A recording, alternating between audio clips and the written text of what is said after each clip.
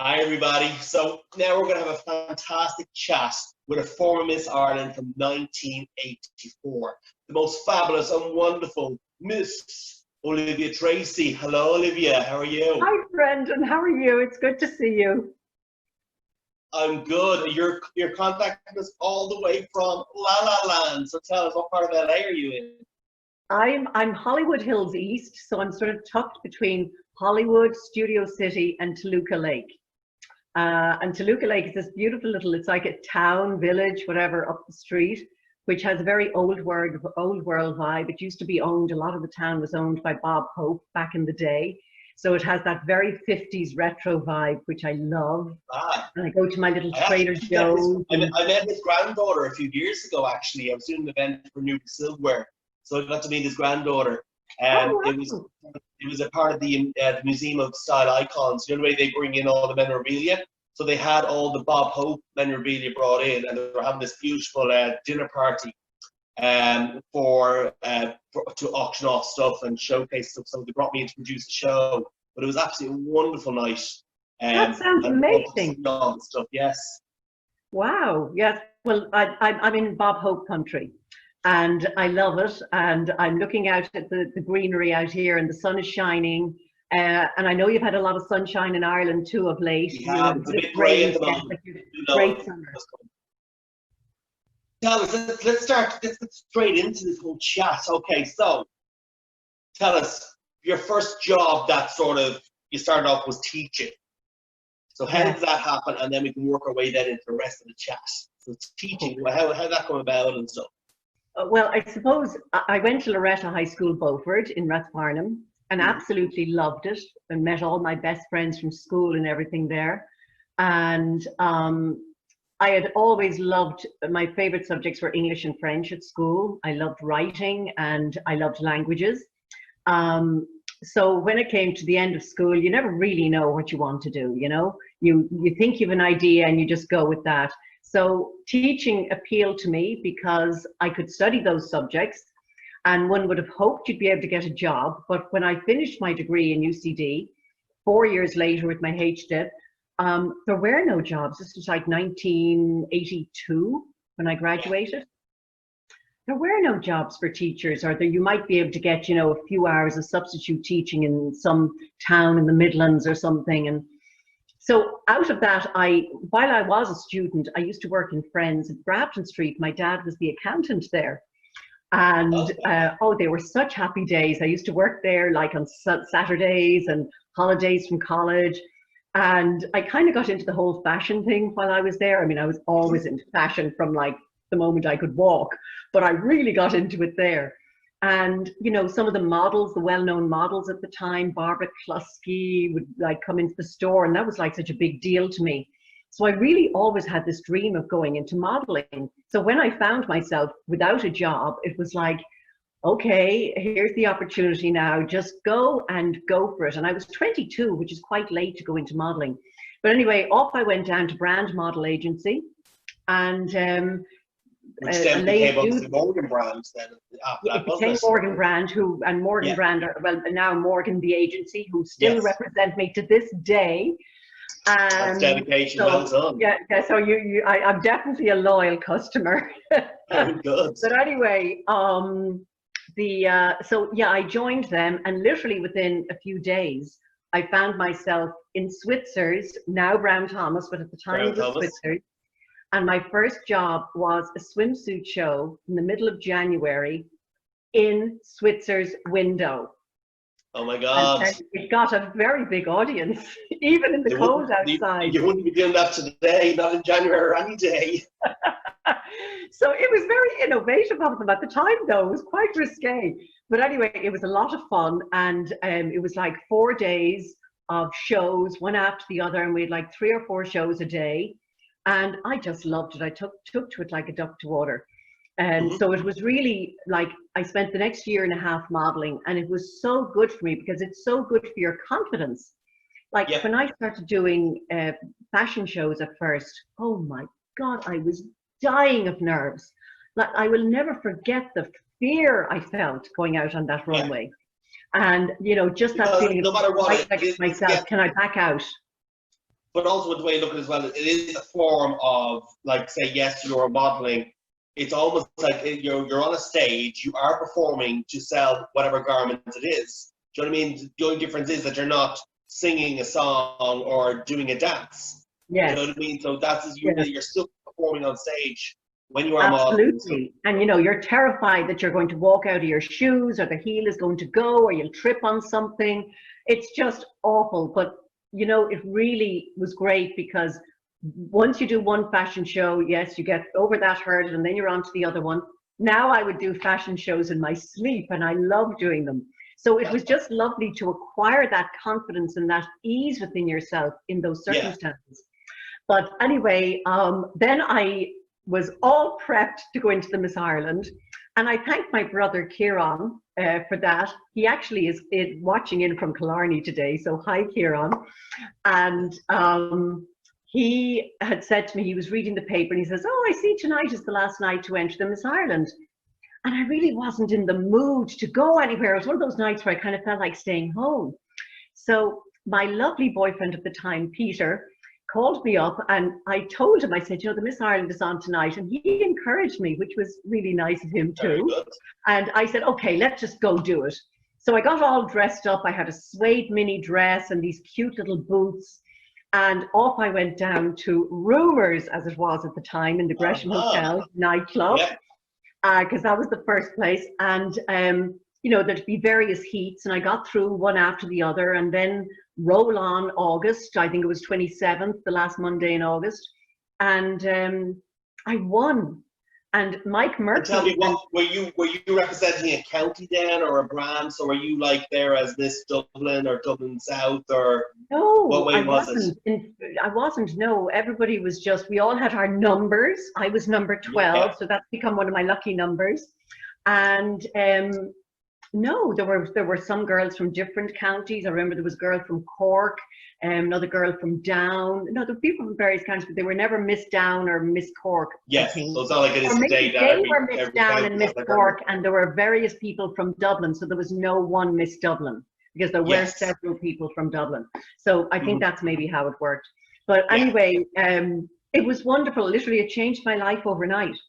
And like the phone's ringing at 7 o'clock the next morning, and you know, the press want to know, can they come over and catch me having my breakfast, and all the excitement. It was just amazing. I love reliving it. It was fun. But from like, even to flash forward to today's world of us doing Miss Ireland, like that shot that we do is still the historical picture. Is that breakfast shot?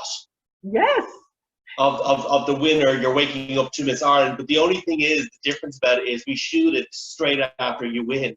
So you're still in your dress. And it looks like you're duving up and you just woke up with a crown on your head, but actually we shoot it that night. That's like an insider information, all you guys out there. Yeah. That's how that picture is done. It's done as soon as you win, upstairs, get your picture taken with a breakfast tray, and then it's sent to the media so that they can go to print. And it's good morning. And of course we still have the pageant makeup on while we're doing it. That's it. So it's like you fell asleep looking this way. So tell us, so then you won. And then how long did you have then before you went then to Miss World? That was in August, the end of August, and I went to the Miss World in November. Fantastic. You had a good bit of time then to step over that. Yeah, so I had 3 months or whatever. So it was just great. I mean, I remember going to the Miss World, and it was like I was thinking back to when I was a child, watching the Miss World. We'd be all gathered around the room, glued to it. On TV, and it was like Eurovision in Ireland. So it was Miss World, and then you had Eurovision, and that's what everybody watched. Yes, they were like just these exciting events, and I was like really into watching the Miss World. I just loved it, and it was just amazing to me that it was like, I can't believe I'm actually going to the Miss World. I am in the Miss World. It was just magical. And where was your final? I had no exotic place, unfortunately. Ours took place in London in the cold in November. The flip side of that, though, was that you actually got to dress up, because you know the way there's a lot of really great stylish winter clothes. So we got to dress up in stylish winter clothes, and our makeup was never melting. So that was the good thing, and the hair stayed in place as long as it wasn't raining. But yeah, no exotic. Was there any celebrities at your Miss World event? Was there any celebrities of the time there, or presenting it or anything like that? God, I'm sure there were now, and I can't remember. That has kind of gone over my head. I'm sure there were, but I honestly can't remember that. Yeah. But And then tell us, can you remember who you were staying with? What country? Because normally you all put you up with somebody. Remember who yes, they put me up with Miss UK. So she knew the ropes then. She certainly knew the ropes. And I had so many clothes. I literally had 2 rails in the room to hang my clothes. And there was this tiny little wardrobe closet in the room that literally would do you for a weekend.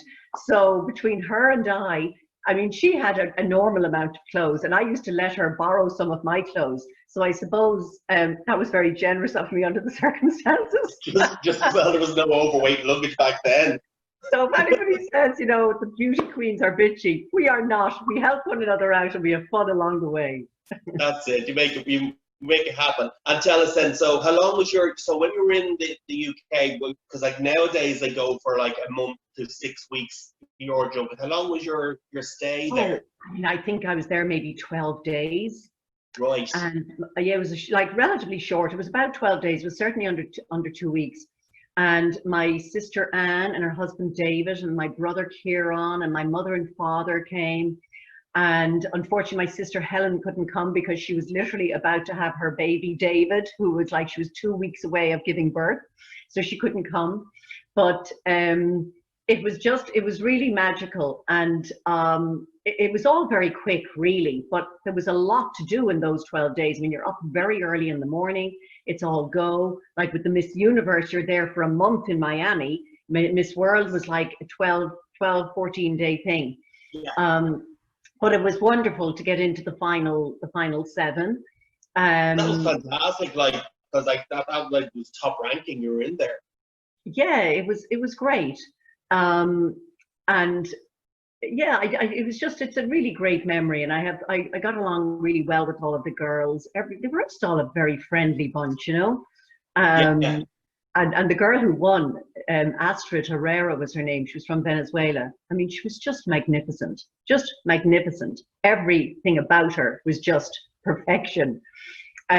She couldn't speak English, so I could never actually get to, you know, have a conversation with her. She only spoke Spanish. Yeah. But she always seemed like a really nice girl. She always had a lovely smile on her face. She had these beautiful dimples and magnificent skin. But yeah, it was a great experience, and it opened a lot of doors, I suppose, really, for me. Do you still keep in contact with any of the contestants that would have been there when you were there in the competition? You know, I did for years. I did for a long time, for years, and then, you know, it's hard to keep in touch with everybody, and we sort of fell off the radar. But I used to keep in touch with the Miss UK. And I mean, for years, I used to write to several girls. You know, that was the day when you wrote letters. There was no Facebook or Instagram. Yeah. And we'd be pen pals. And in the Miss Universe, my roommate at the time there was Miss New Zealand, and we wrote for years. And she even invited me to her wedding in New Zealand, which I wasn't able to go to at the time, which was a pity. So New Zealand is still on my radar as a place to go to on holidays. Very good. So tell us, so then after, obviously, then that was the whole Miss World experience, and you're back. So then what came next? I was reading before that you got into acting and stuff. How did that, what was that process? How did that happen? Yeah, well, what really came out of my Miss Ireland year, I got a call from RTE asking me to come in on this show that they already had up and running, which was Murphy's Microquizm. It was a Sunday night quiz show. And Mike Murphy was the host, and they thought that they were going to sort of do something different and maybe have me come in and be the voiceover host. But anyway, I came in and met with them, and then they thought, oh, listen, what are we doing putting you on voiceover? Let's dress you up and put you on the screen. And so that's what happened. And all the Irish manufacturers loved me because I used to wear different dresses from them every week. And they'd always give them a plug on the show. And that was huge when I got that. You were what they would call today an influencer. Yes, absolutely. So if you do it then, now you'd be a millionaire. If only, I know. But hey, I'm rich in other ways. It's all right. That's But it. anyway, yeah, that led to a lot of doors opening because, first of all, Miss Ireland puts you into, celebrity status, and then you have a Yeah. TV show, and I was doing that and modeling at the same time. I also Hmm. started doing the announcing on RTE as well, continuity announcing, and announcing all the TV Hmm. programs that were coming up. And I was Coming up doing that for next. a number of years as well. So I was doing a lot of work in RTE, so my face was very much out there. I Brilliant. used to do gigs for Board Fulge. I was just looking through old pictures there recently, and this wonderful picture of me on a bike with one of the ministers, and I was breaking my heart laughing on the bike, as was he, and it was put in the front page of the paper for a Board Fulge thing, a gig that we were doing. I had so many great, funny, and fun events that happened at Yeah. the time. And in It the was fashion show world and stuff like that, what would you say was your favorite fashion show that you did in your whole career? That one show was big time fabulous. Do you know what fashion show I loved? And it's actually more recent. It was, I'm not sure now what year it was. I kind of slightly lost track, but I think it may have been 2016 when I think I know Brown the one, Thomas, Grant Thomas one, yeah, with the Brown Thomas stage. did. They did. It was one of these things where they had all like the current models, all the young 20 Yeah. somethings, the teens, the Hmm. 20 somethings, and they were using them for the show. But halfway through the show, they had this surprise element where they brought back what they call the supers from back in the day, Yeah. and it was people like Beverly Keegan and myself and Sheila Eustace, and Yeah. they brought us back. And suddenly the stage went dark. Then we come onto the stage, the lights go up, and a lot of the women in that room would be all like our age, or some of them would be a little Hmm. younger, but many are like my own age. And the room erupted. They absolutely loved it, and we all stormed down Throwing the the cattle. And runway. that's And that. I know. I actually know that's the ISBCC lunch that they do for Grant yes, and Thomas. it was in And the the stage on that Intercontinental. alone would be superb. Yeah, so that kind of stands out in my mind as a really Yeah. exciting show because I suppose I love the way the fashion world has gone as well, that it's Hmm. not all about, the young models. And it's great that all these Yeah. young models have their careers, but it's great also that they can see somebody like me who's literally weeks from the big 6-0 that we're still Whoa. modeling. So listen, it doesn't end at 30. That's it. Always fashionable and always looking beautiful. So tell us, Yeah. so therefore, then you were doing all the work then with RTE and stuff like that, and then you were doing some writing as well. How did that Yes. come about? Well, when I did, the RTE went on for several years, and then I got interested in acting, and I started, my first show was Cinderella in the Gaiety. Very And then good. I went on to the following year doing the pantomime again, playing Maid Marian and Babes in the Wood. And then I started doing some more mainstream theatre as well, and did all of that for several years.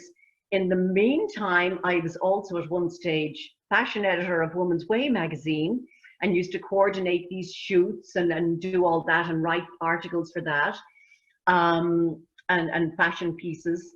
And then when I wanted to go to America, the writing is really what sort of took off. It was kind of Yeah. like my cue card for the States.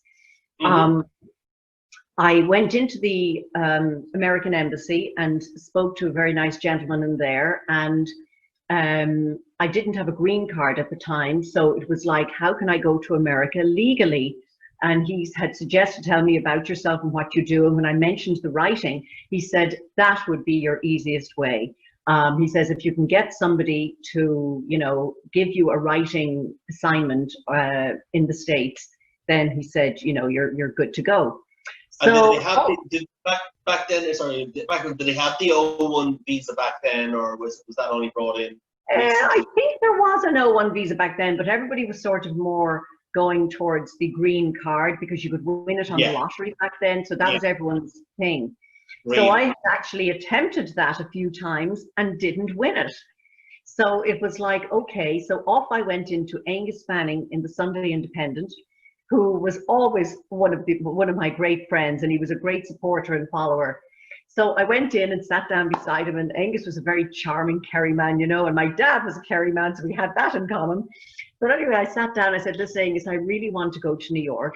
And, you know, I've wanted to go to America since I was a child, really. And I said, might you be interested in having me write a column for you from the States? Oh, sure, Olivia, we'd love that. That would be great, he says. And we literally penned a letter on the spot. I went back into the embassy with the letter, got my writer's visa for a year is what I got. Yes. And off I headed literally a couple of weeks later to New York in January in the snow. But I met so many great people there, because when I had gone on a little recce for about a month prior to this, and I had gone into a couple of newspapers there, and one of the newspapers, the Irish Echo, really wanted me to come in and visit them again when I came back. So I went in, this lovely lady, Claire Grimes, she was the president of the company, and she sat me down. Oh, she says, we're so delighted, she says, to have you. She says, we're going to do a little column where you're sort of the society girl around town, going to all the Irish events and covering them. And we're going to call, how about we call it Tracings, as a little play on your last name. So that's what it became. And I did that column for over 10 years. Even after I moved to LA, I used to write all these stories from LA. But it got me in so many doors. I was invited to all these great theatrical events in New York, particularly in the Irish theatres, the Irish Arts Centre, the Irish Rep Theatre, and all the Irish pubs. I had a ball, and I met so many great people. And actually, it really helped my acting as well. Because you're surrounded by these people all the time. Yes. And then fast forward a year later, my writing visa ended up transpiring into a green card, because I, third time lucky, eventually won my green card on the lottery. Then I was actually free. Yeah, I was in. I'll never forget it. And at the time, I was living with these most wonderful people who are still like family to me, Des and Connie Crawford in New York. We had this. They had this beautiful apartment, 58th on 7th, a block from Central Park, 2 blocks from Fifth Avenue. And they owned the Irish pub beneath them, PJ Carney's pub. I had a wonderful social life, I'll tell you. And they introduced me to all the best boyfriends. And I had a ball with them, but they were very kind to me. And I moved in with them for a few weeks till I found my own place. And then they were like, hey, you know, we like having you here. Stay. The average stay is 2 years. So I paid them a very nominal rent, which they didn't want to take from me at all, which was even beyond generous of them. And we are still in touch with them to this day. And their daughter, Rachel. And the bar and all is still there? The bar is still there. Des and Connie ended up going down to the Carolinas. They left that many years ago, and they went down for a quieter life in the Carolinas. So unfortunately, Connie is no longer with us, and she passed away a few months ago, but she was the most marvelous and wonderful woman, a unique, kind-hearted, generous-spirited person. Yeah, wow. I've met some great people in my life. I'd say so. So then tell us then, so then you've done all the whole New York thing, and then LA. What was the, how did that come about? Well, my plan was really always LA. But at the time I knew one person in New York, and that seemed like the easiest leap. I had had a short period of time in London prior to that. So I felt, well, okay, if I can go from Dublin to London, I was there for 8 months. Now I can do the Dublin to New York and just take it in stages. So when I had my 3 years in New York, everything was kind of moving. The people who owned the pub, Des and Connie, they were moving out in New York, and they were going to go to the Carolinas. Their daughter, Rachel, was going out to the West Coast to San Francisco, to Berkeley University. And it seemed like everything was shifting. And I was like, okay, I was engaged to somebody at the time in New York, and I ended up not going ahead with the engagement, but we're still friends to this day. And because I just had this feeling like I really want to go to California. I feel that's where I should be. He didn't want to do that. Anyway, we went our separate ways, and off I went to California, and that was in '97, January of '97. I always seem to do things in January. So so here I am, like 23 years later. So now you're in LA, And so what are you doing there? Are you doing the writing stuff? Are you in the acting stuff or modeling stuff? What sort of work are you doing there now? Yeah, well, As in, actually, when you it's moved like in? it's like almost my modeling career took a whole new leap when I moved to LA. And at that point, I was in my like mid to late 30s. And I started out with LA models. And then I was with Ford for years as well as a model agent. And now I'm with O Models in LA and love them. They get me some really great gigs. I did a hair gig there last year for Paul Mitchell, a MAC Nice makeup brands. runway show, which was a lot of fun as well. Yeah, they've gotten me some really fun gigs out here. So yeah, the whole modeling thing took off. Sorry to interrupt here. Like that is your natural hair color. That is my natural hair color. Yeah, that is it. I don't know what color you'd call it, but we call it silver platinum. Beautiful. It is in much need People of pay a lot of money to get that hair. Well, I tell you, I'll be into the hairdressers at last on Thursday because I haven't had my hair cut since the end of December with the whole COVID thing. Yeah. So I am really looking forward to getting a few inches off. But I've always liked having long hair, and I think I'll probably always be somebody who'll have it certainly long. But yeah, so the modeling thing really took off here in LA, and also I've obviously done acting work out here too. Like I've done some co-star and guest starring roles on TV shows. Also a lot of you're in a couple of Irish movies and stuff as well, weren't you? Yeah. There was I loved that fun movie. The Mammy. What was it called? Was it called The Mammy? That was the name of the book. The Mammy. No. Agnes Brown. Agnes Brown. Thank you. It was originally called The Mammy, and it became Agnes Brown. Brendan O'Carroll. Yes. And actually, I interviewed Brendan when I was writing my column for the Irish Echo. I interviewed him in Dublin. Wow. And I always remember him saying that he says, my mother, she just told me I could do anything. She used to call me the can-do kid. And what can I say? She's dead right. He's so successful. That's it. But anyway, I ended up getting a part in that with Angelica Houston, and Angelica was absolutely lovely. She was the director, and she was also the star of the movie, and she was absolutely lovely. And it was a very fun event. And then I also did a movie out here where I played the lead role opposite Malcolm McDowell. It was a movie called Roses and Petrol. Okay. And I was playing the Irish mammy, very non-Miss Ireland, like in the house frock and slippers, the whole shebang. And they dyed my hair at the time because I was only in my 40s at the time. And they dyed my hair this sort of a spray thing they put in my hair and over thing. It was like a dark, dull gray. So I was kind of the dowdy housewife, you know. But it was a wonderful role, and the director was a lady called Tammy Simon Hops.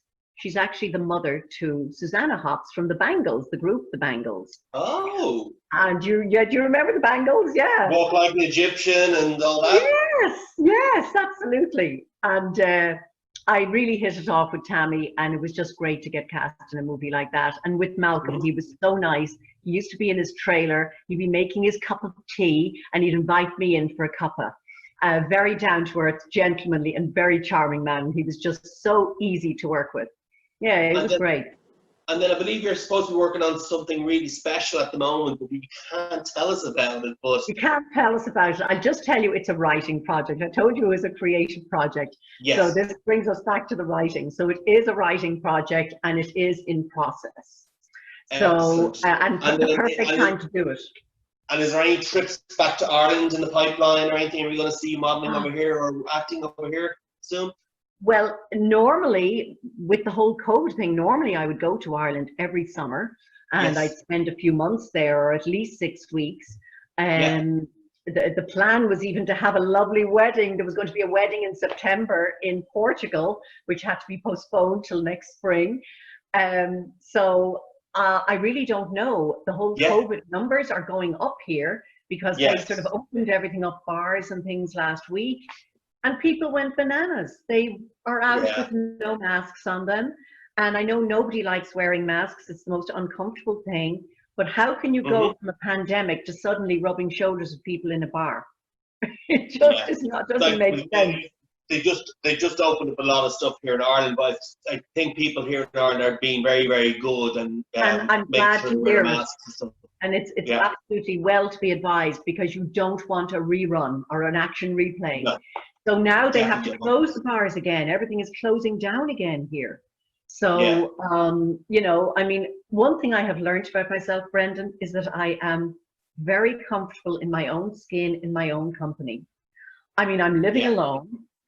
Mm-hmm. My outlet here is to go out into the hills right behind me. I have all this greenery, and the Hollywood Hills are right behind me. So I go for these lovely hikes up there. The pool has to be closed because we would have to monitor who goes in and out, and are people 6 feet away from one another, and we can't do that. So no swimming pool this summer.